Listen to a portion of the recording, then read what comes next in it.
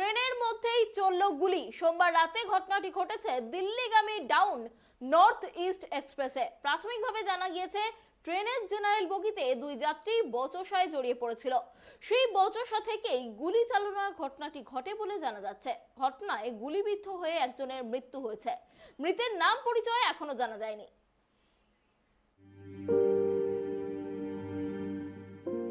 যাত্রীভর্তি express ট্রেনের কামরার মধ্যে চলল গুলি, মৃত্যু হলো এক যাত্রীর।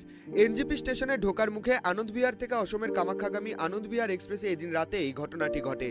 ট্রেনের জেনারেল বগির মধ্যে ঘটনাটি ঘটেছে। ট্রেনটি এনজিপি স্টেশনে পৌঁছলে পরে ঘটনাস্থলে কামরায় পৌঁছায় পুলিশ। ঘটনাস্থল থেকে উদ্ধার হয়েছে একটি পিস্তল। অজ্ঞাত পরিচয়ে ওই পুরুষ যাত্রীর দেহ উদ্ধার করে ময়না তদন্তের জন্য পাঠানো হয়েছে রেল পুলিশের তরফে। আততায়ীর খোঁজে তল্লাশি শুরু হয়েছে।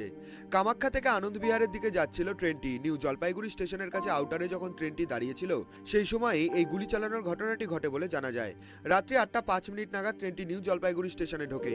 প্রাথমিকভাবে জানা গিয়েছে পরপর 3 রাউন্ড গুলি চালানো হয়েছে। মৃত যাত্রীর কাছ থেকে উদ্ধার হয়েছে একটি আগ্নেয়াস্ত্র।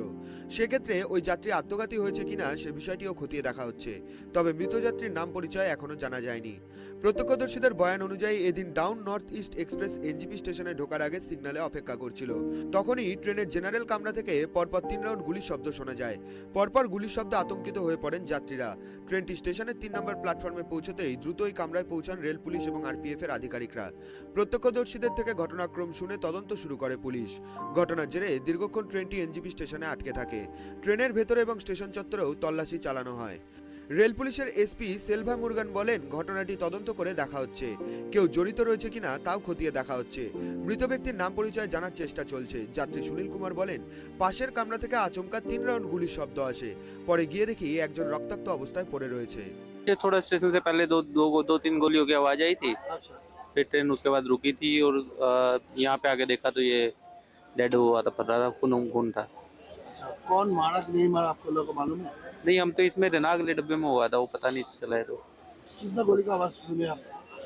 मेरे को तो 2 आई थी, बाकी कह रहे हैं 3 चली थी शायद। कहाँ से कहाँ तक जा रहे हैं? कहाँ से जा रहे हैं आप? मैं तो दिल्ली जा रहा हूँ, कामाख्या से। ये अचानक एक आवाज आया है, डर गए थे? हाँ, पूरी इसमें भगदौड़ी हो गई थी, पूरी लोग भाग रहे थे, चप्पल सब उठा के, सामान उठा के अपना भागे आए कितना थे। आतंक में है कितना जो ट्रेन में आपने सफर कर रहे हैं? अभी सारे उस डब्बे के बीच या इसी डब्बे में ही बैठे हैं सारे के सारे, इतना आतंक है। ना डर लग रहा है? डर तो था ही उस टाइम पे जब था, अभी पुलिस वगैरह है तो ठीक है थोड़ा। सर ये हुआ, पहले एक आवाज आया तो हमने सोचा कोई गुब्बारा बारा फोड़ दिया है। हाँ। इसके बाद में क्या हुआ, बाद में वो वहाँ का पब्लिक इधर भगा, इस वाले इसमें बोगी में से इधर, तो बाद में बोला फायर हो गया, फायर हो गया, फायर हो गया। कितना गोली चलने का आवाज मिला आपको? तो 3-4 गोली का आवाज सुनाई दिया हमको। कौन मारा आपको मालूम है? देखे नहीं, आप? हम नहीं देखा सर, हम तो इधर इस बोगी में बैठा है, हमको कितना उधर। आदमी मारा गया? अभी तो हमारे सामने तो एक आदमी दिख रहा है, बाकी हमको मालूम नहीं कितना मारा गया क्या, हम लोग इधर बैठा है। এদিন ঘটনার জেরে প্রায় ঘণ্টাখানেক ট্রেনটি এনজিপি স্টেশনে আটকে থাকে। এরপর নতুন বগি যুক্ত করে ট্রেনটি গন্তব্যের উদ্দেশ্যে রওনা দেয়। যাত্রীকে চিহ্নিত করে এই হত্যাকাণ্ডের কিনারা করতে চাইছে রেল পুলিশ ও আরপিএফ। শিলিগুড়ি থেকে রুহুল আমিনের রিপোর্ট, ট্রাইব টিভি।